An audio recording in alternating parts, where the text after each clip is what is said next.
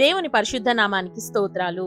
ఈ రోజున యెషయా గ్రంథము 52వ అధ్యాయము. ఈ అధ్యాయంలో 15 వచనాలున్నాయి. మొదటి వచనం, సియోను లెమ్ము లెమ్ము, నీ బలము ధరించుకొనుము.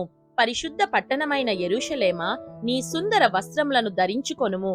ఇక మీదట సున్నతి పొందని వాడొకడైనను అపవిత్రుడొకడైనను నీ లోపలికి రాడు. రెండవ వచనం, ధూళి దులుపుకొనుము యెరూషలేమా, లేచి కూర్చుండుము. చెరపట్టబడిన సియోను కుమారి, నీ మెడకట్లు విప్పివేసుకొనుము. మూడవ వచనం, యెహోవా ఇలాగు సెలవిచ్చుచున్నాడు, మీరు ఊరకయే అమ్మబడితిరి గదా, రూకలియ్యకయే మీరు విమోచింపబడెదరు.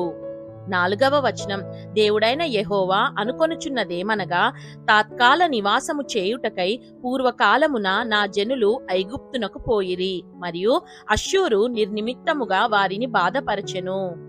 ఐదవ వచనం, నా జనులు ఊరకయే కొనిపోబడి ఉన్నారు, వారిని బాధపరచువారు వారిని చూచి గర్జించుచున్నారు. ఇదే యెహోవా వాక్కు, దినమెల్లా నా నామము దూషింపబడుచున్నది. ఆరవ వచనం, కావున ఇచ్చట నేనేమి చేయవలెను? ఇదే యెహోవా వాక్కు, నా జనులు నా నామము తెలిసికొందురు, నేనున్నానని చెప్పువాడను నేనే అని వారు ఆ దినమున తెలిసికొందురు. ఏడవ వచనం, సువార్త ప్రకటించుచు సమాధానము చాటించుచు సువర్తమానము ప్రకటించుచు రక్షణ సమాచారము ప్రచురించు వాని పాదములు నీ దేవుడు ఏలుచున్నాడని సియోనుతో చెప్పుచున్న వాని పాదములు పర్వతముల మీద ఎంతో సుందరములై ఉన్నవి.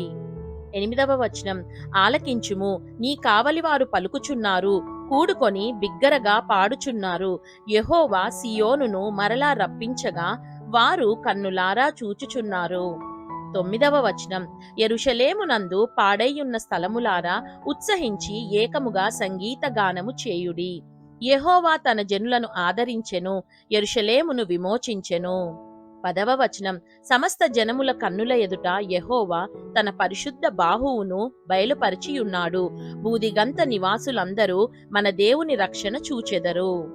11వ వచనం, పోవుడి పోవుడి, అచ్చట నుండి వెల్లుడి, అపవిత్రమైన దేనిని ముట్టకుడి, దాని యొద్ద నుండి తొలగిపోవుడి. యెహోవా సేవోపకరణములను మోయువారలారా, మిమ్మును మీరు పవిత్రపరచుకొనుడి. 12వ వచనం, మీరు త్వరపడి బయలుదేరరు, పారిపోవు రీతిగా వెళ్లరు. యెహోవా మీ ముందర నడుచును, ఇశ్రాయేలు దేవుడు మీ సైన్యపు వెనుకటి భాగమును కావలి కాయును. 13వ వచనం, ఆలకించుడి, నా సేవకుడు వివేకముగా ప్రవర్తించును, అతడు హెచ్చింపబడి ప్రసిద్ధుడై మహాగణుడుగా ఎంచబడును. 14వ వచనం, నిన్ను చూచి ఏ మనిషి రూపము కంటే అతని ముఖమును, నరరూపము కంటే అతని రూపమును చాలా వికారమని చాలా మంది ఎలాగు విస్మయముందిరో. 15వ వచనం, అలాగే అతడు అనేక జనములను చిలకరించును, రాజులు అతని చూచి నోరు మూసికొనెదరు, తమకు తెలియజేయు వాని సంగతులు వారు చూచెదరు, తాము వినని దానిని గ్రహింతురు. దేవుడు చదవబడిన పరిశుద్ధ వాక్యాన్ని మనందరి వినికిడిలో దీవించి మనల్ని ఆశీర్వదించును గాక. ఆమేన్.